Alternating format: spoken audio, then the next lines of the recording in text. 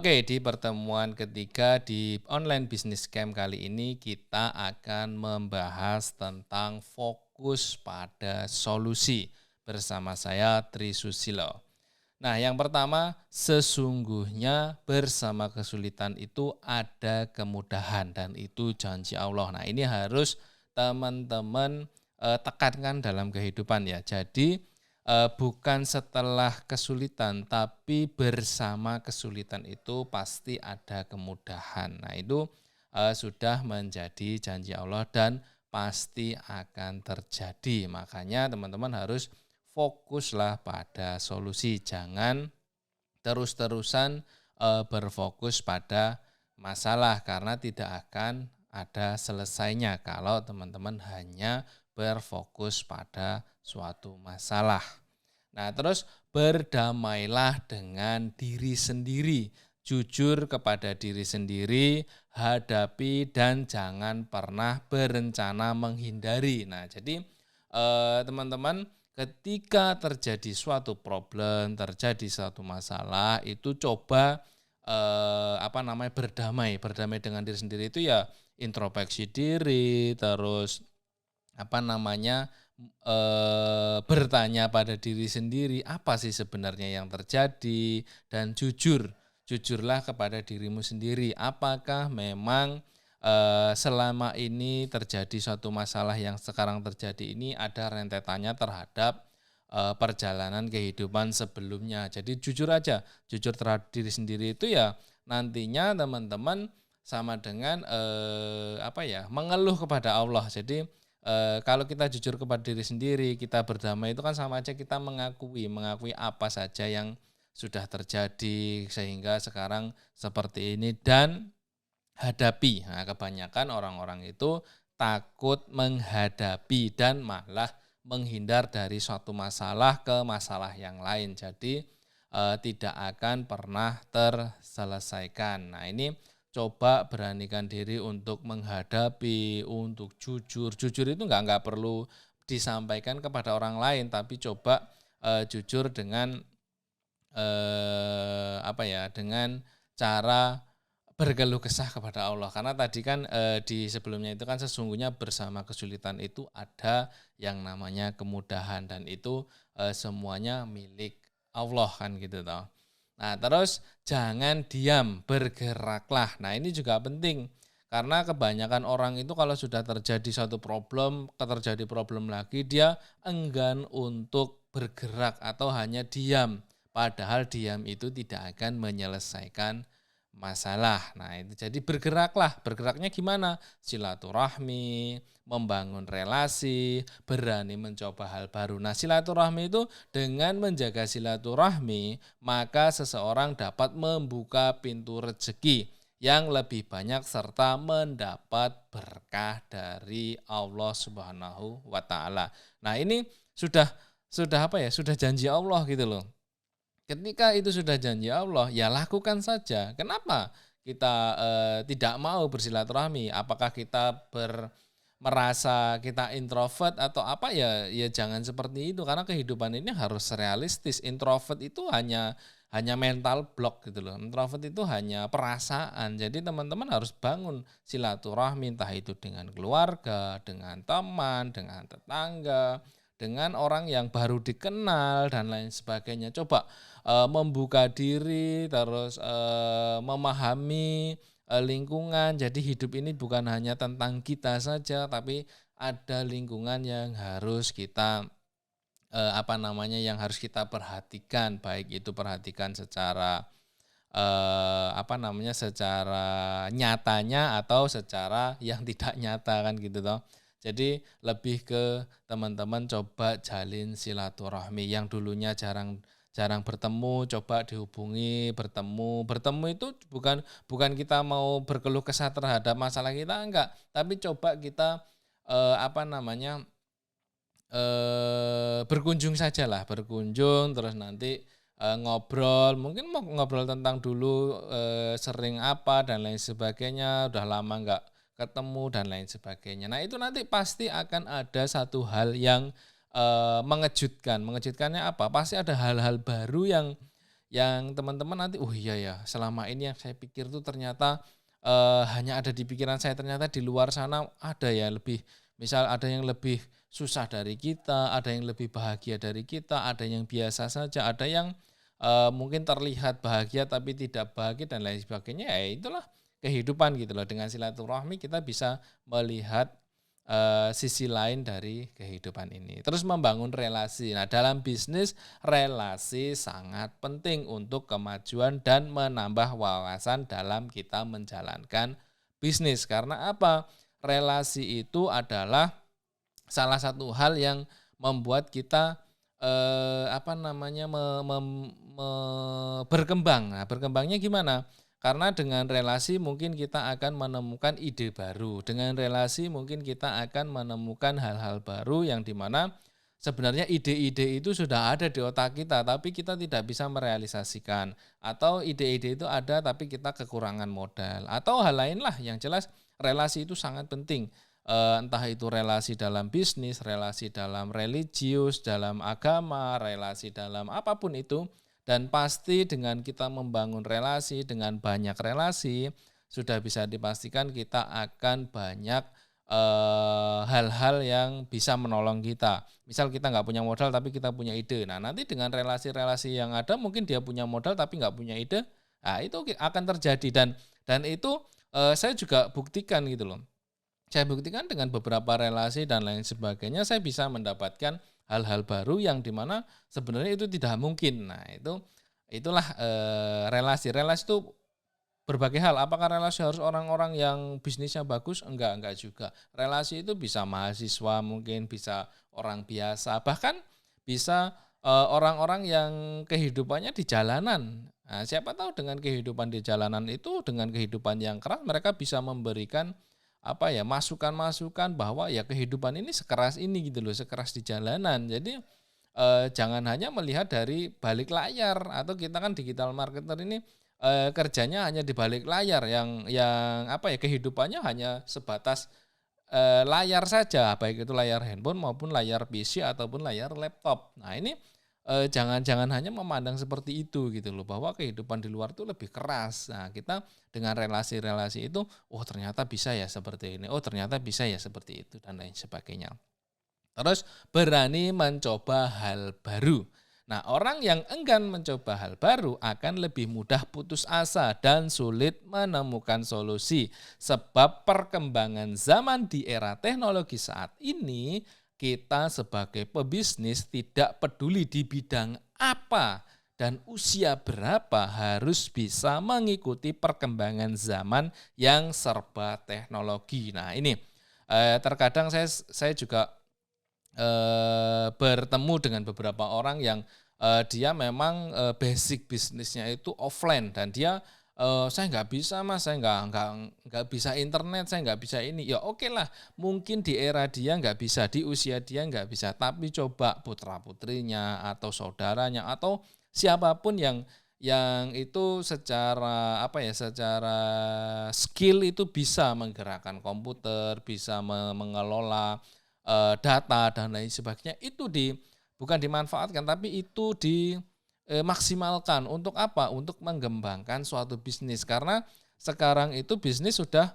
pada beralih ke teknologi. Bukan berarti yang offline itu tidak baik ya, tapi offline tetap biar offline, tapi kita juga kembangkan di online. Atau kalau misal tidak punya keluarga yang bisa online dan lain sebagainya, coba cari reseller-reseller yang bermain online. Nah, ini juga solusi untuk kita bisa berkembang mengikuti zaman. Jangan hanya berpikir, wes aku duwe ruko sakmene ya wes, atau yang online juga gitu. Jangan merasa enak online terus, tapi coba kembangkan di hal-hal yang lebih spesifik lagi, atau lebih banyak lagi, atau lebih berkembang lagi dan lain sebagainya. Yang penting bisnis yang dijalankan itu sudah settle, sudah jalan, sudah bagus secara orderan, secara tim, secara modal dan lain sebagainya, baru berkembang.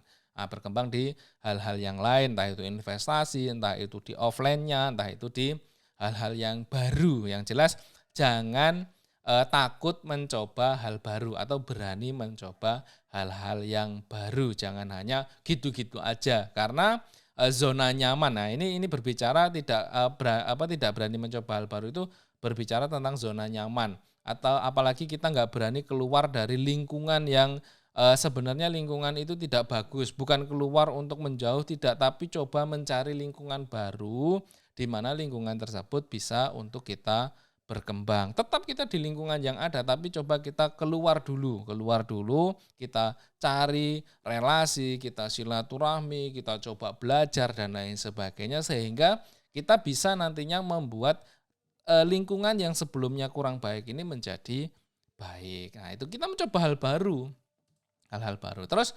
menumbuhkan percaya diri. Nah, ini juga penting karena banyak orang yang menghadapi masalah, tidak tahu solusinya itu karena dia tidak percaya diri. Dia meragukan dirinya sendiri atau seperti materi yang sebelumnya yaitu mental block. Nah, karena apa? Ketika kita menghadapi suatu problem, ketika kita menghadapi suatu masalah dan lain sebagainya, kita mencari solusi, kita harus percaya diri. Nah, gimana masalah itu bisa teratasi kalau kita nggak percaya terhadap diri kita sendiri kan gitu untuk bisa menyelesaikan. Terus siapa lagi yang mau menyelesaikan kan gitu. Apalagi kita kabur dari masalah, apalagi kita lari dari masalah dan lain sebagainya.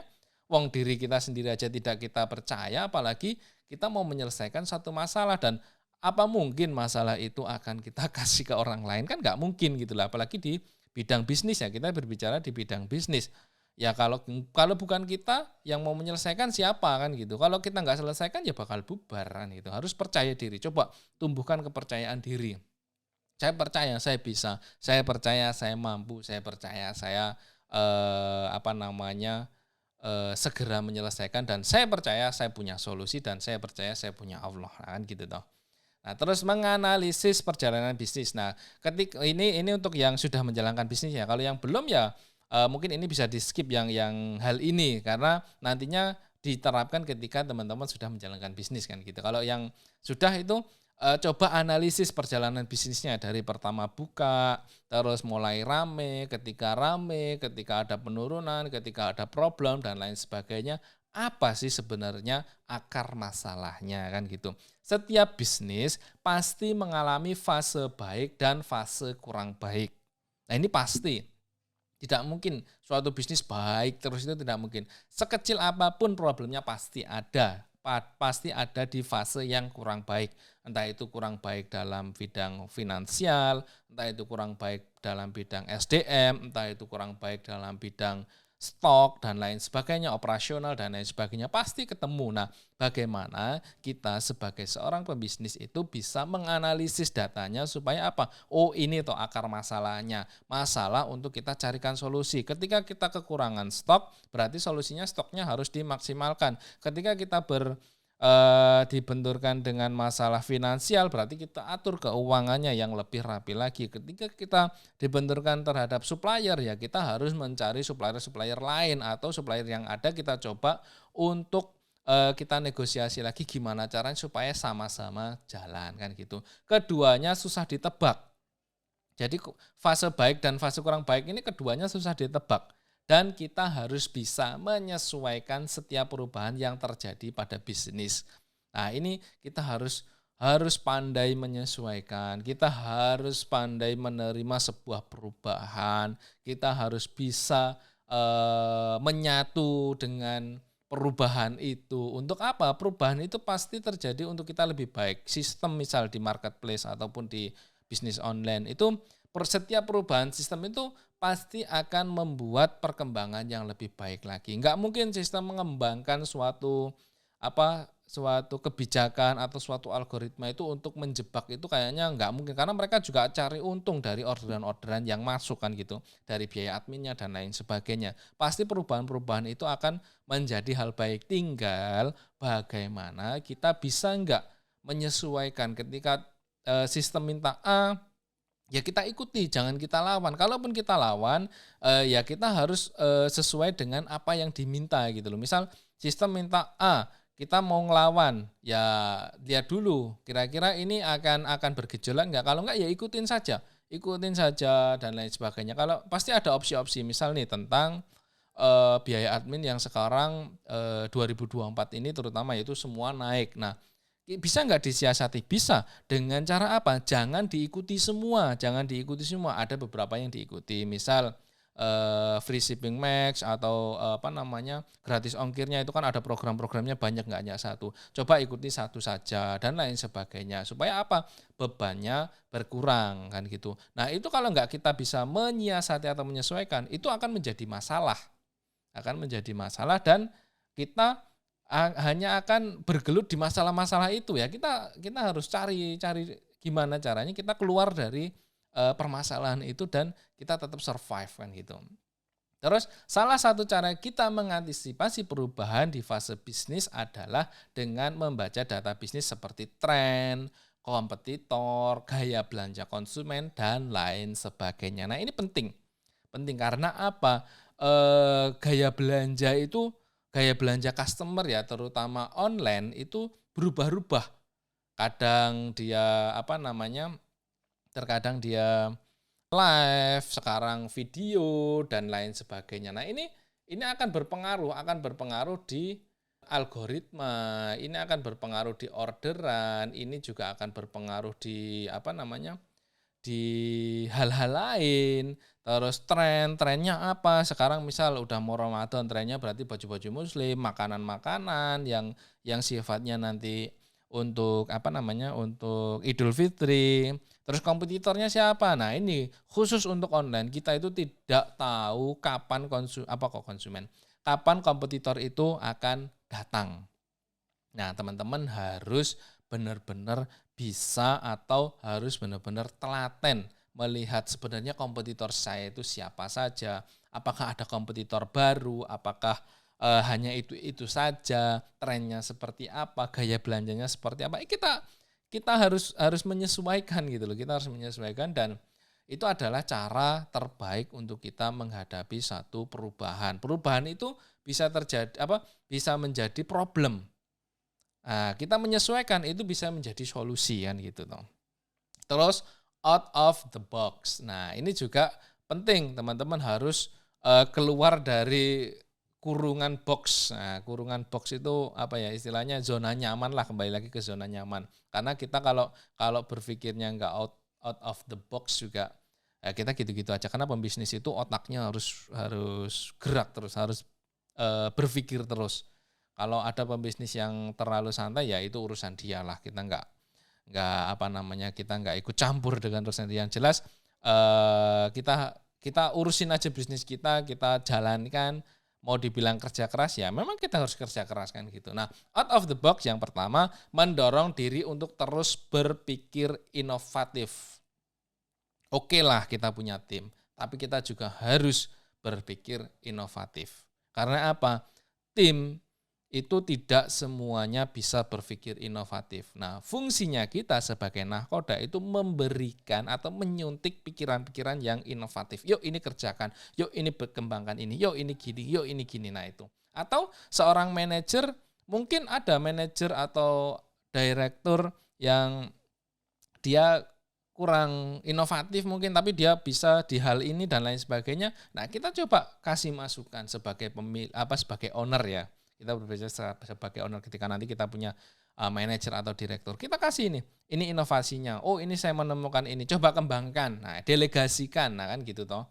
Nah, terus memberikan perspektif baru. Nah, ini perspektif baru, pemikiran-pemikiran baru, cara-cara baru dan lain sebagainya. Terus meningkatkan kualitas pekerjaan. Nah, yang sebelumnya biasa-biasa saja kita coba tingkatkan. Supaya apa? Ketika kita menghadapi suatu masalah, kita akan kuat gitu loh. Karena kita tingkatkan terus kualitas pekerjaan kita gitu loh. Terus mencari solusi kreatif terhadap suatu masalah. Nah, ini solusi-solusi yang kreatif, terus solusi-solusi yang sifatnya inovatif. Nah, itu harus kita kerjakan. Kreatifnya seperti apa? Ketika orang tidak bisa seperti ini, kita harus bisa seperti ini. Ketika dihadapkan suatu beban biaya admin yang tinggi, kita coba kreatifkan dengan hal-hal lain. Misal beberapa tadi yang tidak kita ikutin, ada yang kita ikutin, atau kita nggak ikutin program sama sekali, tapi kita buat program baru sendiri, sifatnya voucher dan lain sebagainya kan gitu.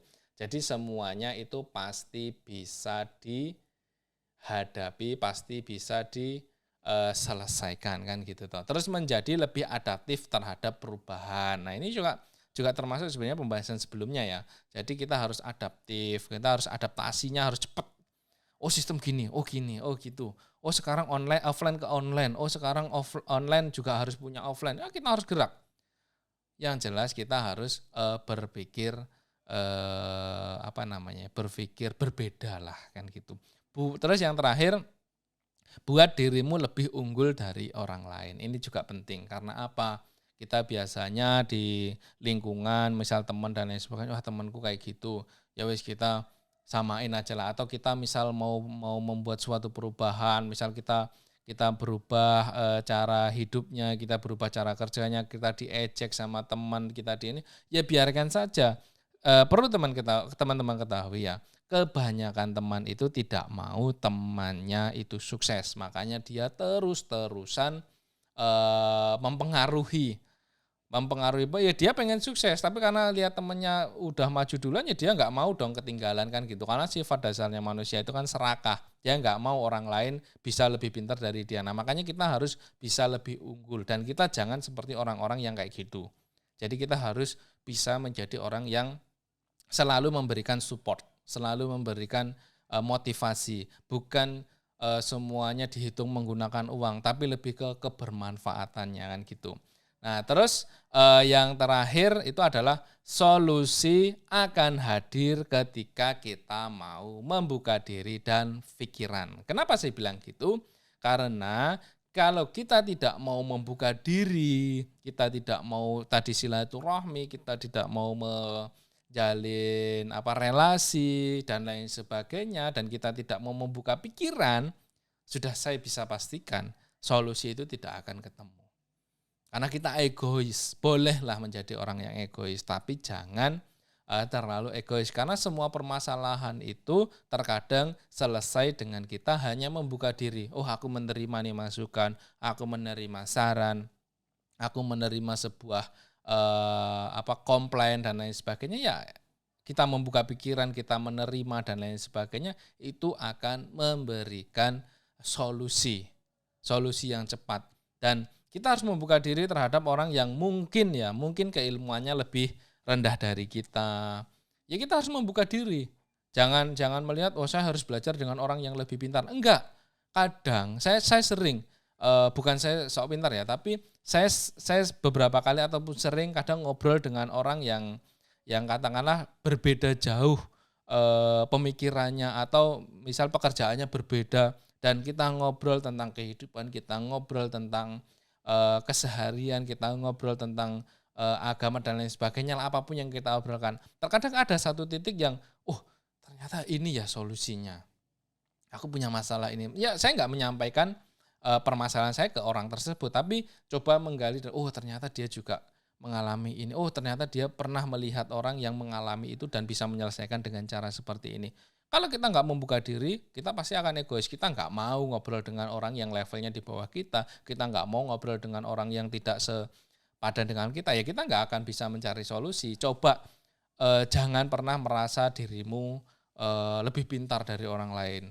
Karena ilmu itu akan datang, hidayah itu akan datang, solusi itu akan datang, hal-hal baru itu akan datang ketika kita membuka diri dan pikiran. Nah, kurang lebih seperti itu ya teman-teman untuk materi solusi ya, untuk materi tentang bagaimana menghadapi bagaimana mencari solusi terhadap masalah. Nah, kurang lebih seperti itu yang bisa saya sampaikan. Kalau ada salah-salah kata mohon dimaafkan, kalau itu benar ya itu milik Allah dan saya hanya bisa menyampaikan sebatas apa yang bisa saya sampaikan. Semoga ini semua bermanfaat, semoga ini semua bisa membuka pikiran teman-teman dan bisa memberikan pencerahan terhadap bagaimana sih cara mencari solusi terhadap masalah yang sedang dihadapi. Sekian dari saya, sukses selalu, jangan lupa subscribe, like, comment, dan share video-video tentang bisnis yang saya yang saya kembangkan, yang saya buat. Semoga banyak orang yang bisa menikmati ilmu-ilmu yang saya share. Sekian, terima kasih dari saya, Trisusilo, dagangankita.com. Assalamualaikum warahmatullahi wabarakatuh.